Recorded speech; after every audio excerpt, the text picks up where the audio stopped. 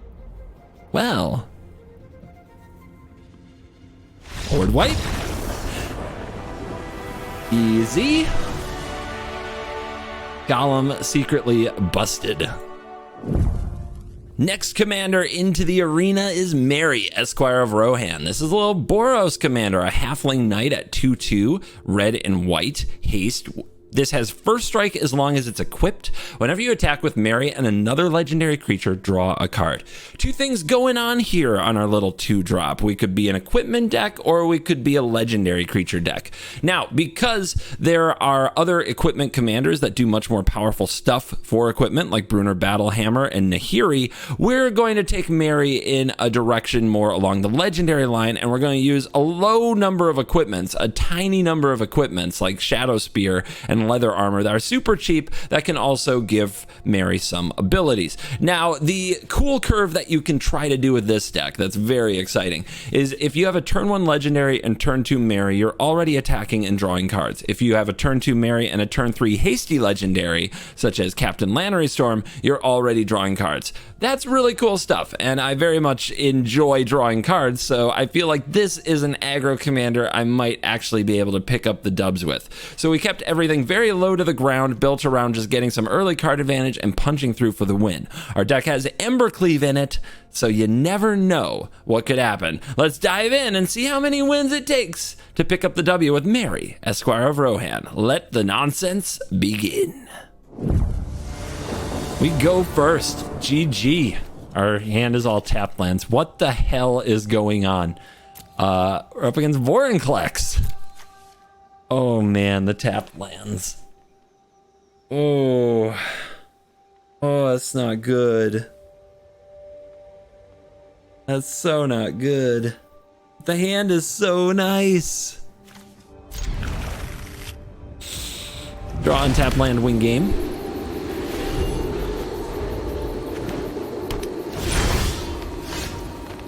They had stick. They still have stick. Haha! Behold! To the skies! Easy.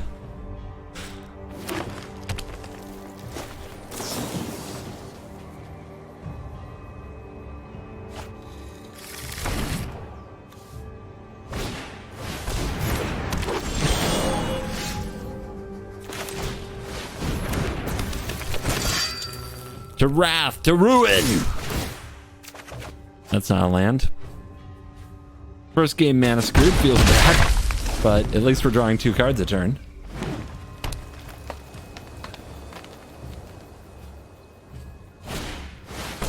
Gwenna. Good card. Still can't draw land. First strike as long as equipped. Destroy target artifact you control, so I can move a counter, right? That's how that works.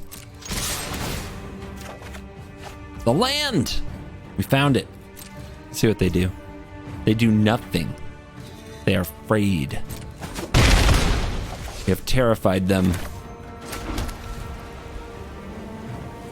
Oh, that Vorinclex is gonna have to die. Justice Strike is gonna do it. Then do I want to play a Lelia? Probably. Which means this turn is Shadow Spear.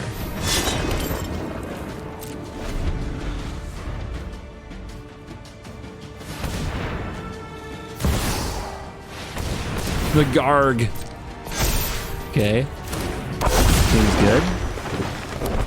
We got him right where we want him. Right where we want him. Whiff on the land? Taste it.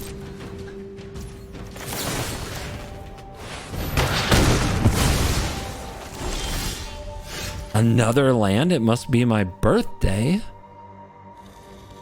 So we got to get to Aurelia for sure. So is that showdown next turn? Because we still have an attack this turn. We might have an attack next turn as well if we show down. If we don't show down this turn and we show down next turn, we definitely won't have an attack because of Vorinclex. And then how do we keep attacking? We have to have big creatures. It's our only way. They must have haste. We ride.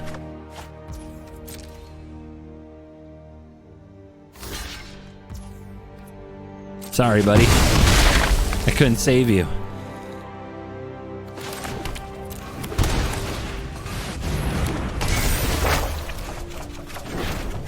Well, the lands are there.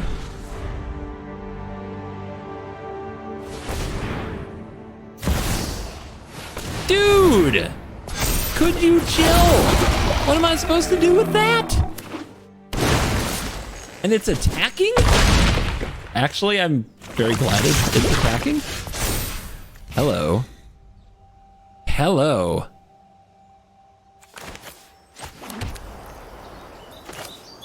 To glory. Aowen and Mary together. It's amazing. Excellent. Do I look like I'm afraid of some Rex?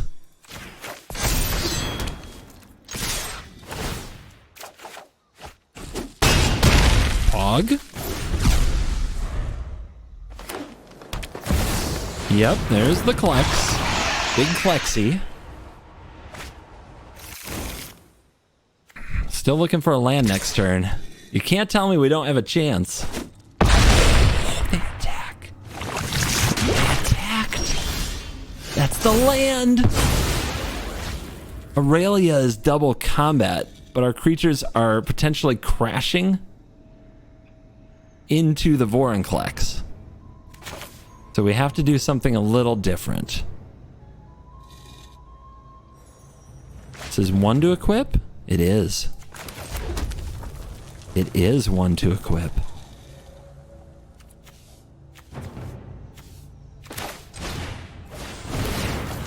Have a counter. Have a sword. Have a combat.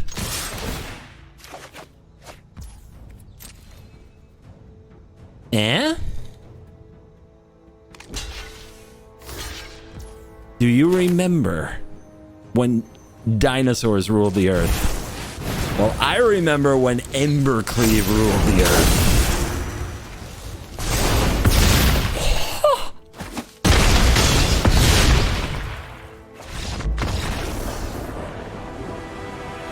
Easy.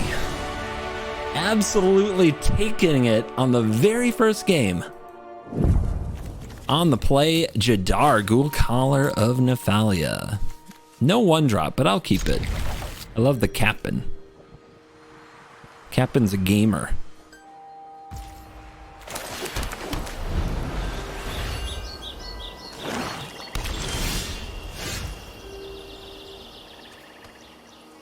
All right, do we get him with Captain? They're gonna play Jadar next turn anyway, so this is a pretty bad time to play the Captain. Let's just marry up. Besides, if they had like a fatal push there, or a cut down, I'd rather hit our commander, Jadar. So what they usually use are a bunch of those cards that let them like sacrifice this to do that. So I think I just draw my card where I can, which means playing Rem.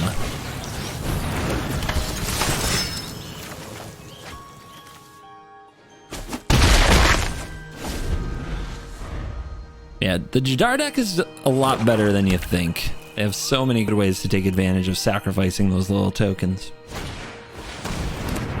Vran.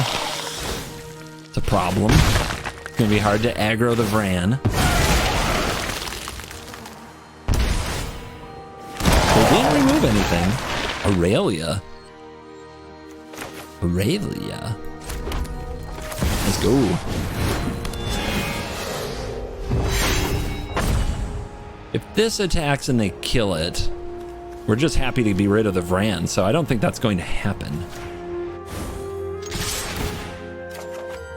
Dude, look at the card advantage playing aggro. This is not how Richard Garfield planned it. They are trading. Take that. Definitely take that. We already got a few draws off of it, and we got rid of something that was definitely going to help them stabilize. Wait, what the hell are you? Enrica Talnati, okay. Yikers. 3 weird sisters. Maul the Skyclaves.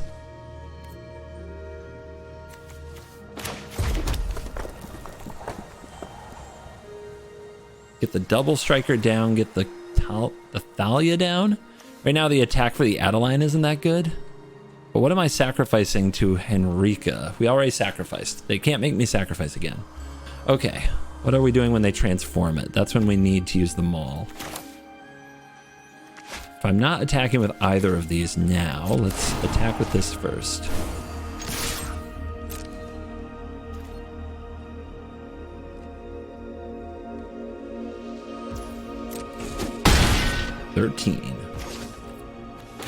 All right, tax him and stacks him.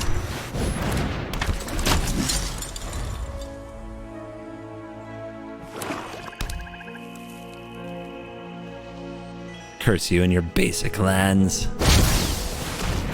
Tapped. What is this? It sacks a creature to make me sack when it attacks. And it does have lifelink, so it's scary. Can we finish them? They chose to draw instead of transform. We draw? Oh my god. It's Lightning Helix?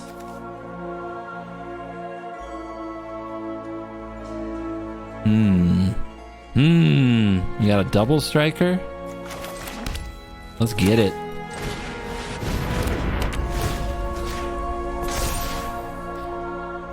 Take this out.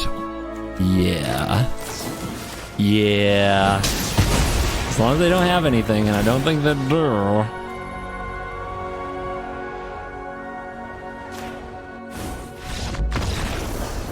That's 12 in the air. Ta-da. I mean, my goodness, do we have an aggro deck that works here in Historic Brawl and runs equipment? Oh god, it's a tally. Oh no. The real Historic Brawl decks have come for my head, but we've got a certain special card for them. The tally's not going to play around that, are they? Nah. Eater.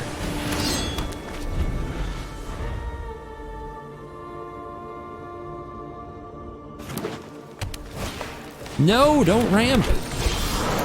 Always have to be ramping. Let's get Giada down. This takes 1 to equip, so we'll let it chill. We could draw the land and play Aurelia with the Giada, which is maybe ramping. I'll have 5 next turn. There's the land.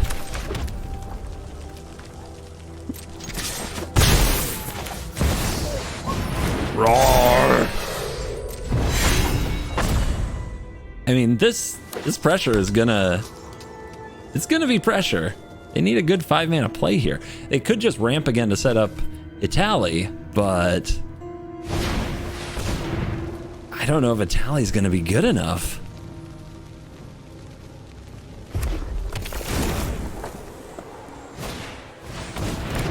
Unfortunately, they might have too much for the tithe.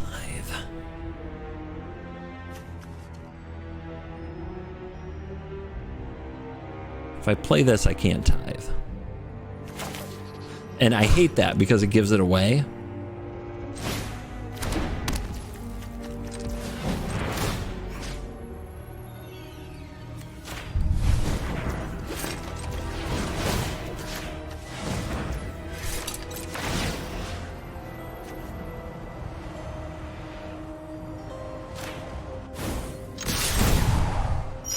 It's a lot of damage.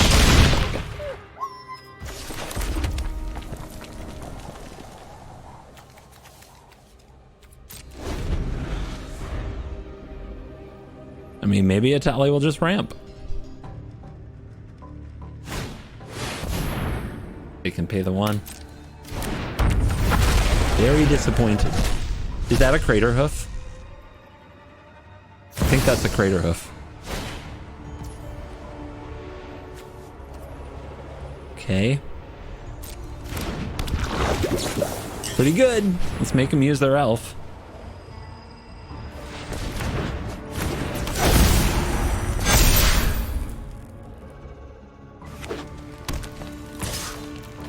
We take the 11.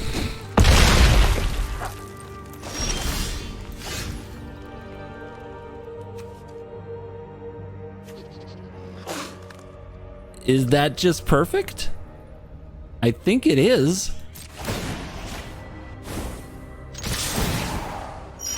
The Giada disbelievers. Evasion, baby. When was flying ever bad? Not even close. Tally, go back to the Jurassic Age. Our opponent is also into knights. We've got a knight face off, but this is a 6 mana commander. How's our hand? Kind of slow, but our mana's good. It's unlikely that Squee or Inferno are good in this matchup. Belden may not even get in on the draw.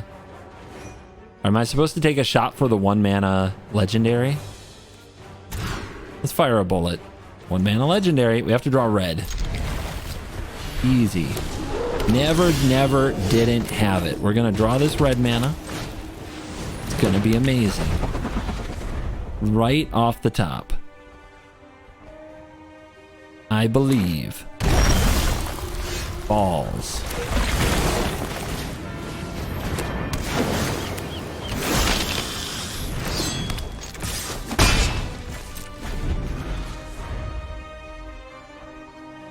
Should have kept the other hand.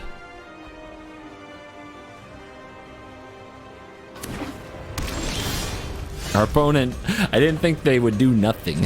I've got to be honest.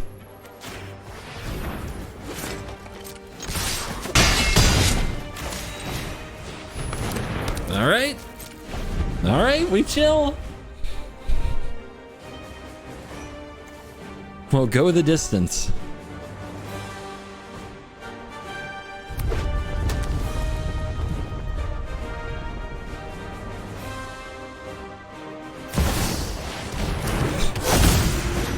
Dude, opponent? You're gonna need a creature. Come on. Deck, come on.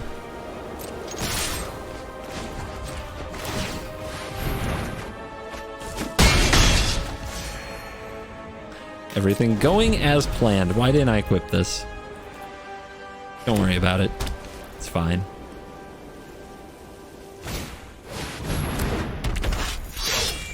Oh no. I think that means our equips are 0. Oh no, oh no, oh no. Oh no, oh no, oh no.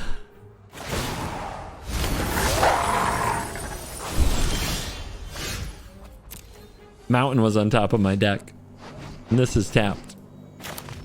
Ultimate cringe.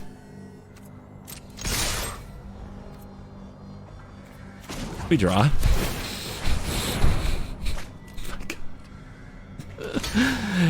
No, don't block. Okay.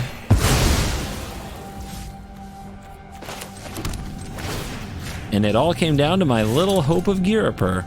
Now we could shut them down. If we sack this, they can't cast any more equipments, but they can cast their commander.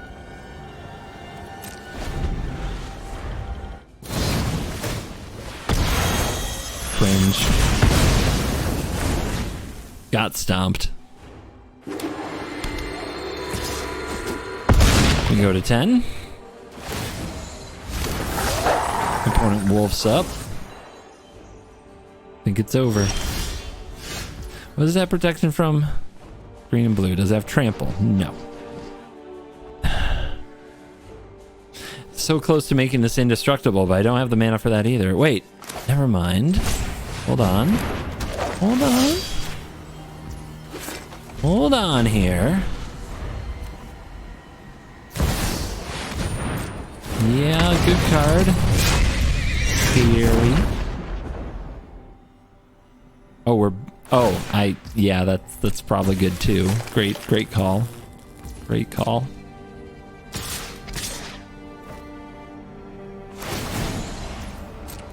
Yeah, you lose a life. You lose a life.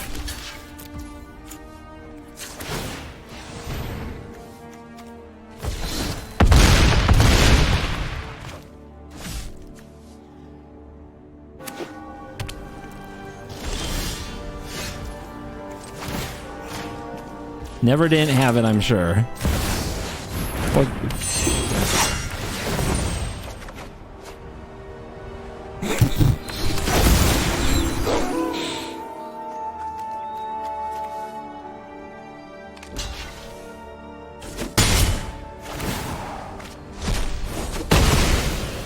Run away.